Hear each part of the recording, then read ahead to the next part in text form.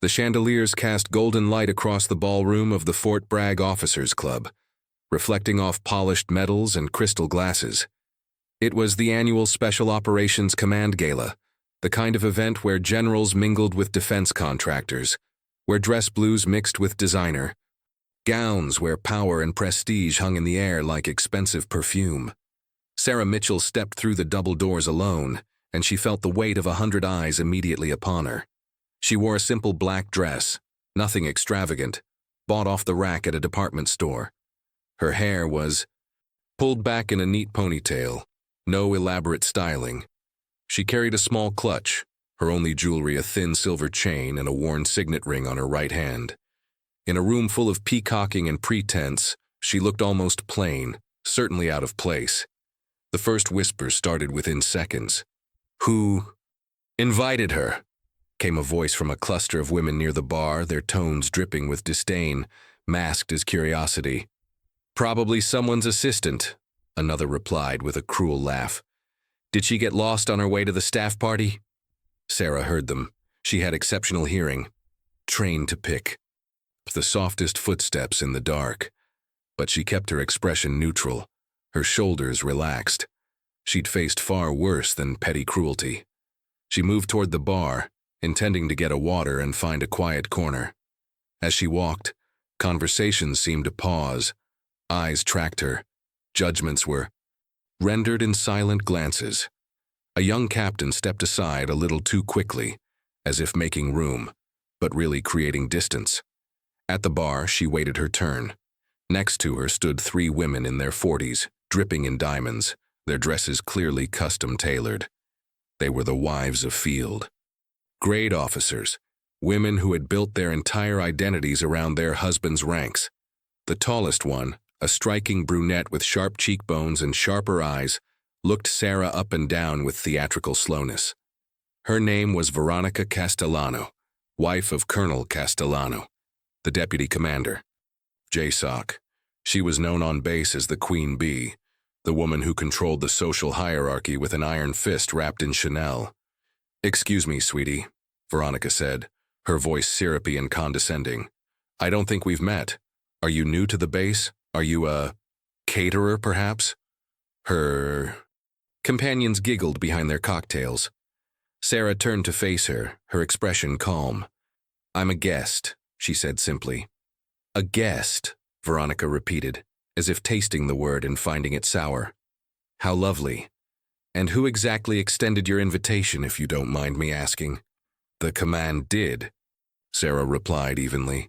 "The command," Veronica echoed again, her smile widening with malicious amusement.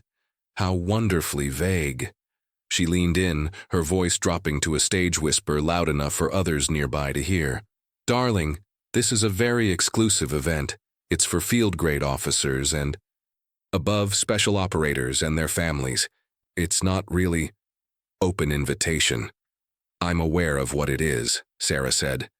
"Then surely you understand," Veronica continued, emboldened by the growing audience of onlookers, "that there are standards. This isn't a county fair. People here have earned their place." One of her friends, a blonde woman in a shimmering gold dress, chimed in with mock concern. "Honey, if you're looking for work, I'm sure the event coordinator could use extra hands in the kitchen. No shame in honest work." The laughter around them was no longer even trying to be discreet. Sarah felt the familiar tightness in her chest, not from fear, but from the effort of restraint. She had learned long ago that some battles weren't worth fighting, that silence was often the strongest response. But Veronica Castellano wasn't finished. "You know what I think?" Veronica said, turning to address the growing circle of spectators like a prosecutor before a jury. "I think someone made a mistake with the guest list. It happens. Budget cuts, you know. They probably sent invitations to the wrong people." A portly man in dress blues, a Lieutenant Colonel Sarah didn't he? "Recognize?" chuckled and raised his glass. "Probably got the admin pool list mixed up with the VIP list." More laughter. Sarah stood perfectly still, her hands loose at her sides, her breathing controlled. She'd been in rooms full of armed insurgents and felt less hostility than this. "I'm just going to get a water and find my table," Sarah said quietly, turning back to the bar. "Your table?" Veronica's voice rose with theatrical shock. "Oh, darling, I really think there's been a terrible mistake." She snapped her fingers at a young officer serving as the event's coordinator. "Excuse me. Lieutenant, could you come here for a moment?" The young man, barely 25, hurried over, his face already red with embarrassment at being summoned so publicly. "Yes, ma'am?" he asked nervously.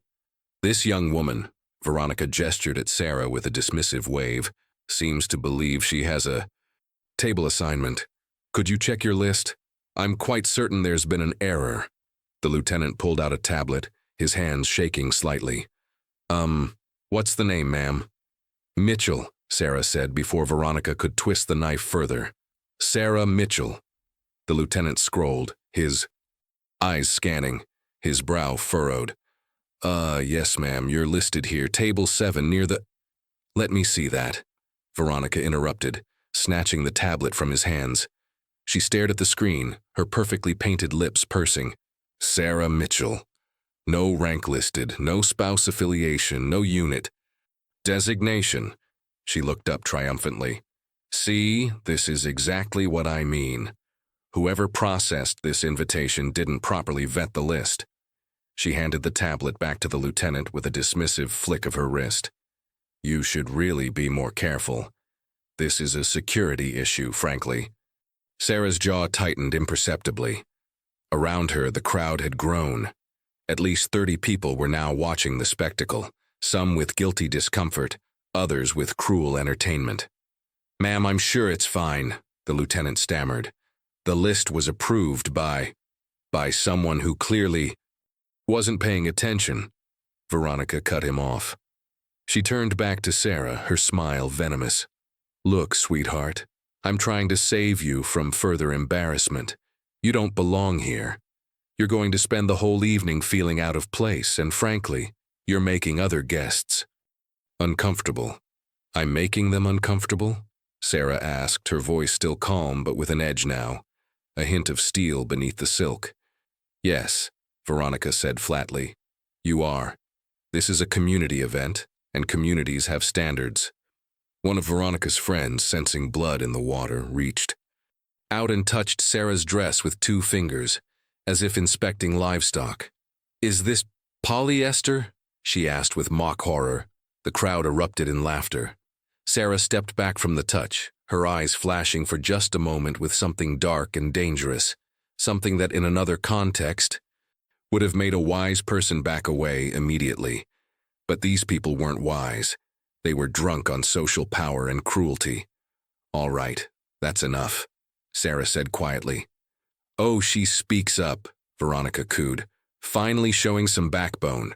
"Tell you what, honey, why don't you just go home, change into something more appropriate for your station, and maybe next year you can volunteer to check coats?" As she said this, Veronica made a show of adjusting her grip on her champagne glass. Whether by accident or design, and everyone would have their suspicions, the glass tipped, and its entire contents splashed across the front of Sarah's dress. The room gasped collectively. "Oh my God," Veronica said, her hand flying to her mouth in exaggerated shock. "I'm so sorry. How clumsy of me. Although," she added, her eyes glittering with malice, "maybe it's a sign, the universe telling you it's time to leave." Sarah stood there, champagne dripping from her dress, her hands still at her sides.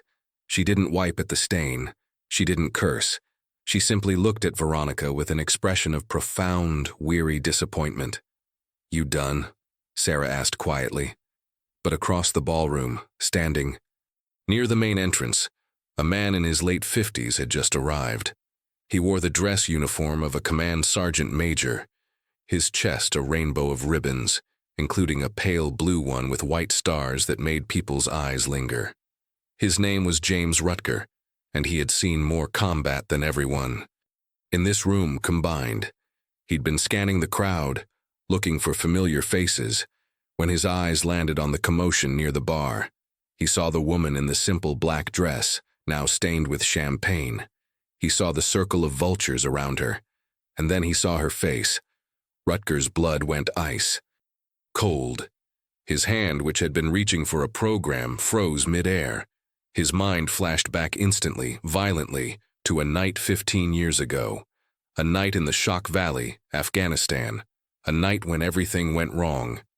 Command Sergeant Major Rutger's vision blurred for a moment as the ballroom dissolved around him, replaced by the jagged mountains of Afghanistan, the acrid smell of gunpowder, and the deafening crack of AK-47 fire echoing through a narrow valley. Shock Valley, Afghanistan. April 6, 2008, 0347 hours. The Chinook had been hit on approach, forcing a crash landing on a rocky slope at 9,000 feet elevation.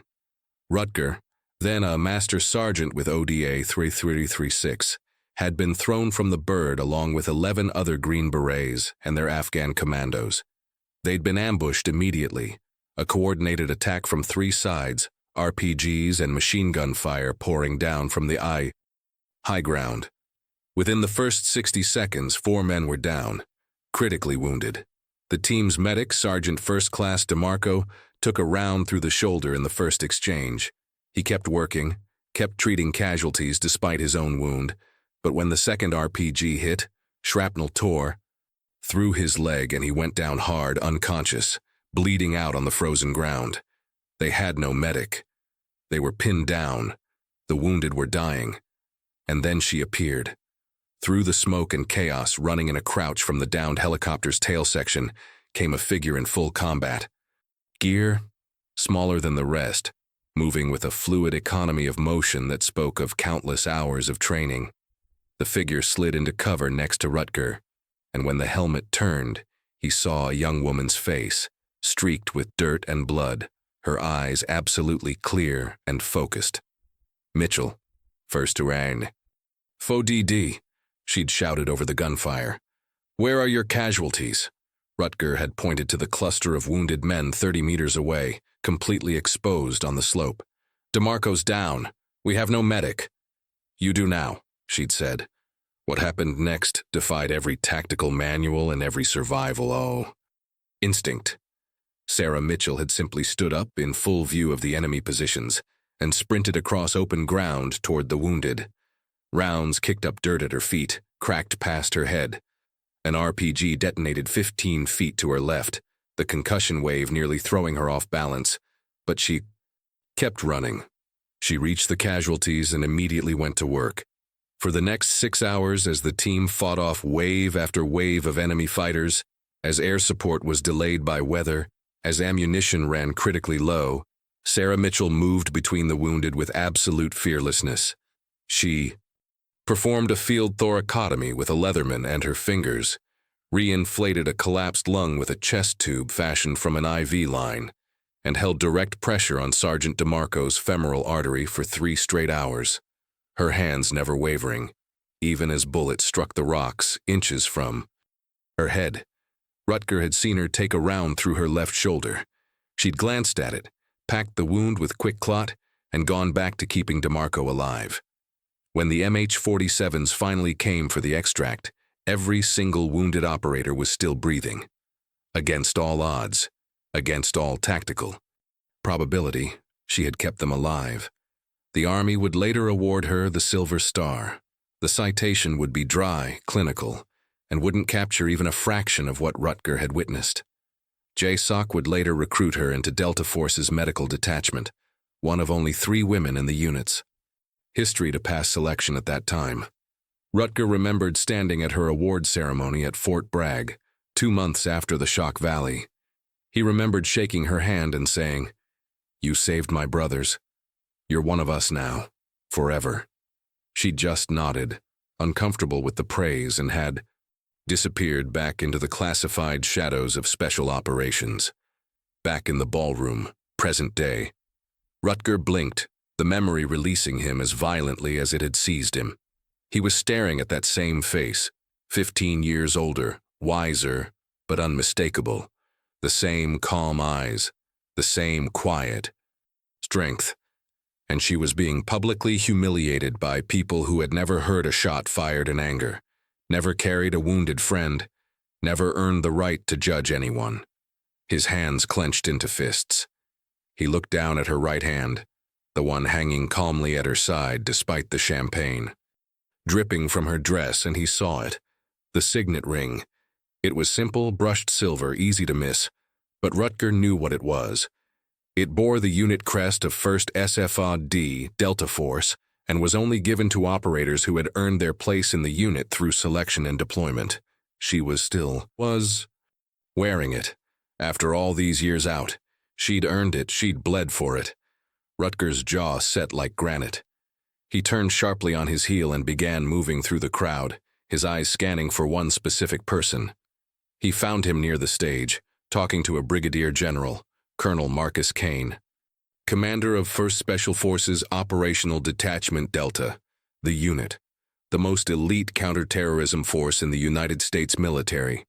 Kane was a legend, a man who had personally led operations on 4 continents, a soldier's soldier. Rutger approached with purpose, interrupting the conversation without preamble. "Sir, I need a moment. Now," Rutger said, his voice low and urgent. Kane turned, surprised by the interruption but recognizing the look in his sergeant major's eyes. "Excuse me, General," Kane said, stepping aside with Rutger. "What is it?" Kane asked. "Sir, do you see who?" "The woman at the bar, black dress, being harassed by Castellanos' wife?" Kane's eyes found her. He frowned. "Yeah, I see it. Looks like high school bullshit. What about it?" "Sir, that's Sarah Mitchell." Kane's expression didn't change for 3 full seconds. Then his eyes widened, his head snapped. Back toward the bar, and he stared with absolute intensity. "Mitchell, Doc Mitchell, from the Shock Valley, from our medical debt?" "Yes, sir," Rutger confirmed. Kane's face went through several emotions in rapid succession. Shock, recognition, and then cold, burning anger. "Are you telling me that a Silver Star recipient, one of our own operators, is being treated like trash at my command's gala?" "Yes, sir. That's exactly what I'm telling you." Colonel Kane's eyes never left Sarah Mitchell. He watched as she stood there, champagne-stained and surrounded by mockery, maintaining a composure that only someone with her training and experience could muster. His jaw clenched so tightly that Rutger could hear his teeth grinding. "How long has she been out?"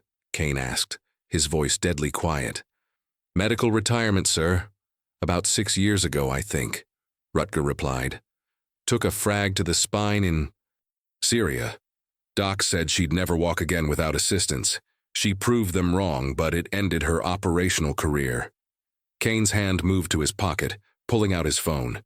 He opened a secure app, one that only a handful of people in the entire military had access to, and typed in a query. Within seconds, Sarah Mitchell's service record appeared on his screen, though most of it was redacted, covered in black bars marked classified. But the parts that weren't redacted told the story. Mitchell Sarah J. Rank at separation, Sergeant First Class, E7. MOS 18D, Special Forces. Medical Sergeant. Unit, 1st SFOD-D, the unit. Years of service, 12. Awards and decorations. Silver Star, Shock Valley, Afghanistan, 2008. Bronze Star with Valor Device, 2X. Purple Heart, 3X.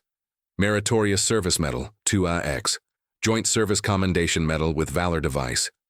Notable Operations. Redacted Combat Deployments. 11. Reason for separation. Medical, combat-related injury. Kane's throat tightened as he scrolled through the limited information available. He remembered her now, clearly. She'd been part of his task force during his second tour as Squadron Commander. Quiet, competent, absolutely unflappable under pressure. She'd saved 3 of his assaulters during a botched raid in Ramadi when their medic was killed in the initial breach. She'd earned her place in the unit not through politics or quotas, but through pure skill and balls. She was invited, Kane said, more to himself than to Rutger. "I saw her name on the list. I personally approved it. We invite retired unit members every year. She earned the right to be here." "Sir, with respect, Castellanos' wife doesn't know that," Rutger said carefully. "And from the looks of, she's about to escalate." Kane looked up from his phone just in time to see Veronica Castellano motion to two MPs who were stationed near the entrance for security. She was gesturing at Sarah, her voice carrying across the now quiet ballroom. "Officers, I believe this woman is trespassing. She has no legitimate reason to be at this event, and she's causing a disturbance. I'd like her escorted off the premises." The two young MPs, both privates who looked barely old enough to drink, approached hesitantly. They clearly didn't want to be part of this, but they'd been given what sounded like an order by a colonel's wife. "Ma'am," one of them said to Sarah, his voice apologetic, "we're going to need you to come with us." Sarah looked at the MPs, and for the first time that evening, Rutger saw genuine sadness in her eyes. Not anger, not indignation, just a deep, weary sadness at how far things had fallen. "It's fine," Sarah said quietly. "I'll leave." "No," Kane's voice cut through the ballroom like a blade. "She won't." Every head in the room turned. The crowd parted instinctively as Colonel Marcus Kane strode forward, Command Sergeant Major Rutger one step behind him. Kane moved.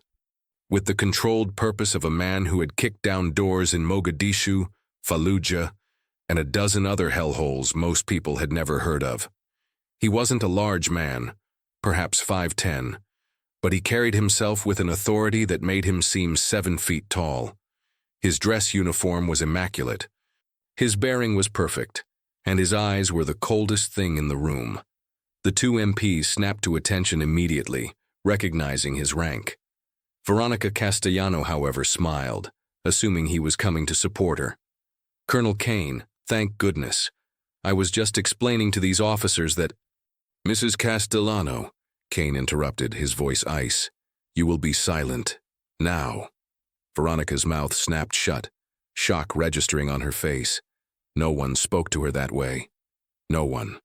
Kane stopped directly in front of Sarah Mitchell. For a long moment, they simply looked at each other. Recognition, respect, and shared history passed between them without a word. Then Colonel Marcus Kane, commander of the most elite special operations unit in the United States military, came to the position of attention and rendered a slow, perfect salute. The ballroom went absolutely silent. You could have heard a pin drop on the marble floor. Sarah's eyes widened slightly. She straightened instinctively, and despite being in civilian clothes, despite the champagne stain, despite everything, she returned the salute with the crispness of someone who had done it 1,000 times under fire. Kane held the salute for 5 full seconds, an eternity in military time, a gesture of profound respect reserved for the highest honors. When he finally dropped his hand, he turned to face the crowd, his voice carrying to every corner of the ballroom. "For those of you who don't know me, I'm Colonel Marcus Kane, commander of 1st Special Forces Operational Detachment Delta, and I'm going to tell you exactly who this woman is." Veronica Castellano's face had gone white. Others in the crowd shifted uncomfortably, beginning to realize they'd made a terrible mistake. "This is Sergeant First Class Sarah Mitchell, United States Army, retired," Kane continued, his voice ringing with authority and barely contained fury. "She is a Silver Star recipient. She is a combat veteran of 11 deployments to Iraq, Afghanistan, Syria, and other locations I'm not authorized to discuss. She is a former member of my unit, and she earned her place there through the same selection process that breaks 90% of the men who attempt it." Colonel Kane's voice grew harder, colder, each word a hammer blow to the conscience of everyone who had laughed. On April 6, 2008, in the Shock Valley of Afghanistan, Sergeant Mitchell's helicopter was shot down during an insertion. Her team was ambushed by over 200 enemy fighters on a frozen mountainside at 9,000 feet. Their medic was critically wounded in the first 60 seconds of contact. The crowd was frozen, some faces already crumbling with shame. Sergeant Mitchell ran across open ground, through machine gun fire and RPG explosions, to reach 4 critically wounded Green Berets who were bleeding out on exposed terrain. For the next 6 hours, while her team fought off human wave attacks, while ammunition ran low, While air support was grounded by weather, she kept those men alive. Kane's eyes swept the room, landing on each person who had mocked her. She performed a field thoracotomy with a multi-tool. She reinflated a collapsed lung with an IV tube. She held pressure on a severed femoral artery for 3 straight hours. Without stopping, even after she herself was shot through the shoulder. Rutger stepped forward, his voice joining his commander's. I was there. I'm one of the men she saved. Every single casualty from that operation survived because of her. Every single one. Veronica Castellano looked like she might faint. Her friends had already backed away from her, distancing themselves from the epicenter of the disaster. Kane continued, relentless.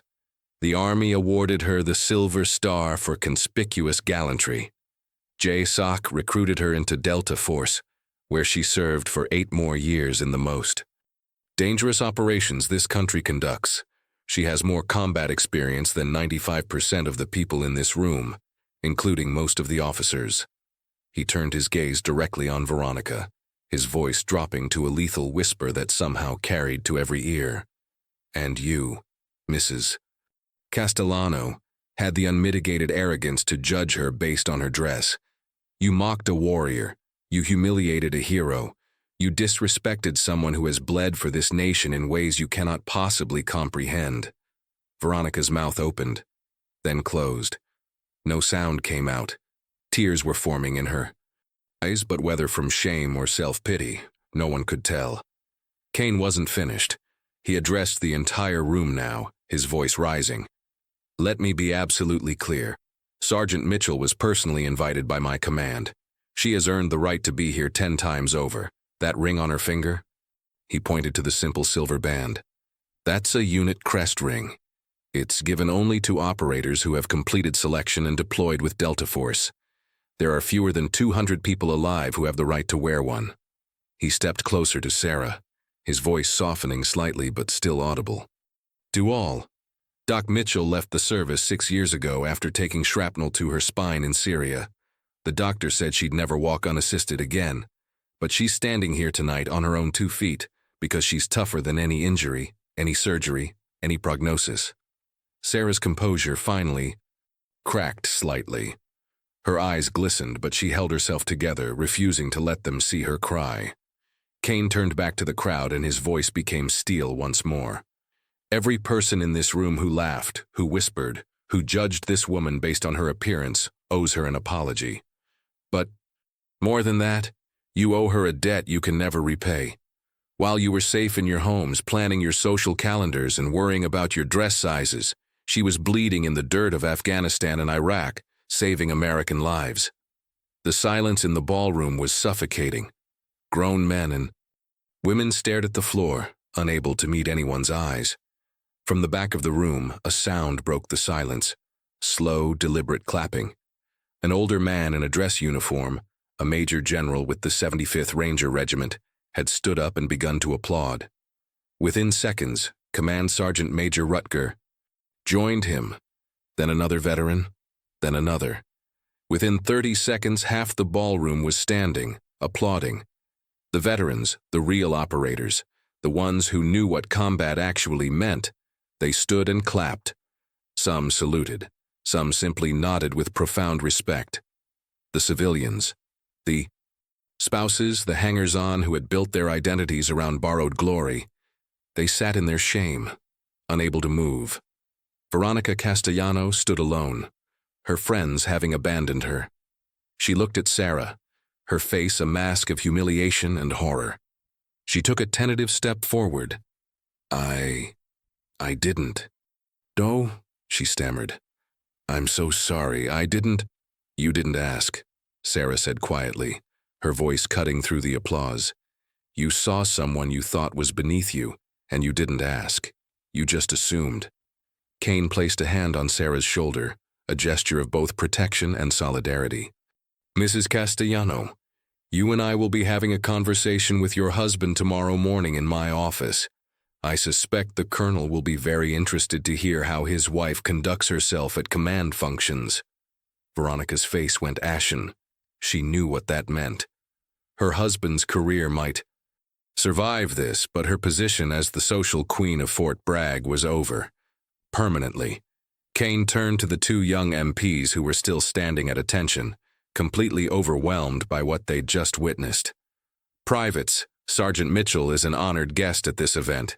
If anyone, and I mean anyone, gives her even a sideways look for the rest of the evening, you have my personal authority to escort them out. Is that understood? Yes, sir, they barked in unison. Kane looked at Sarah, his expression softening. Doc, I apologize. This never should have happened, not here, not anywhere. Sarah took a breath, composing herself fully once more. It's not your fault, sir. Some people just don't understand what service actually means. No, Kane agreed. They don't. But maybe tonight taught them. He gestured to the crowd. Ladies and gentlemen, the bar is open, the band is about to play, and we're here to celebrate the men and women who serve. I suggest we get back to that purpose. And I suggest we remember that you can't judge a warrior by their clothing. You can only judge them by their deeds. The applause rose again, louder this time. The band, taking their cue, began to play. The spell was broken, but the lesson had been burned into the consciousness of everyone present. As the band played and conversations cautiously resumed, Colonel Kane gently guided Sarah away from the crowd toward a quieter corner near the terrace doors. Command Sergeant Major Rutger followed, along with several other operators who had served with her over the years. A waiter appeared with a fresh glass of water and a clean cloth napkin. Sarah accepted both with a quiet thank you, dabbing at the champagne stain on her dress with an efficiency that suggested she'd dealt with far worse stains in far worse conditions. You didn't have to do that, sir, Sarah said quietly once they were out of earshot of the main crowd. I was fine leaving. Kane shook his head firmly. No, Doc, you weren't leaving. Not like that. Not ever like that. He paused, his expression troubled. Why didn't you say something? Why didn't you tell them who you were? Sarah looked down at the signet ring on her finger, turning it slowly. Because I shouldn't have to, sir. I spent 12 years proving myself every single day. I'm tired of proving. I just wanted to come tonight, see some old friends, honor the community I was part of. I didn't come here to be thanked or recognized. But you should be recognized, Rutger interjected, his voice thick with emotion. You saved my life, Doc. You saved DeMarco, Patterson, Wilson, and Hendricks. We're all still here because of you. You'd have done the same for me, Sarah replied simply. That's what we do. That's what we did. A figure approached from the crowd, hesitant but determined. It was one of the women who had been standing with Veronica, the blonde in the gold dress. Her face was red, her eyes puffy from crying. Ma'am, she said, her voice barely above a whisper. I don't expect you to forgive me. What I said, what I did, there's no excuse. I was cruel and thoughtless, and I'm ashamed. She wiped at her eyes. My brother was Army, 10th Mountain Division. He died in Kunar Province in 2011. He would be disgusted with me. Right now. Sarah looked at her for a long moment, then nodded slowly. What's your brother's name? Specialist Ryan Foster, the woman said. I didn't know him, Sarah said gently. But I know the sacrifice, and I know he'd want you to be better. So be better. That's all any of us can do. Yeah. Woman nodded, tears streaming freely now, and walked away. Over the next hour, several others approached. Some apologized, some simply thanked her. Some said nothing but shook her hand with a firmness that conveyed their respect. Sarah accepted each interaction with grace, never gloating, never making anyone feel smaller than they already felt. Veronica Castellano did not approach.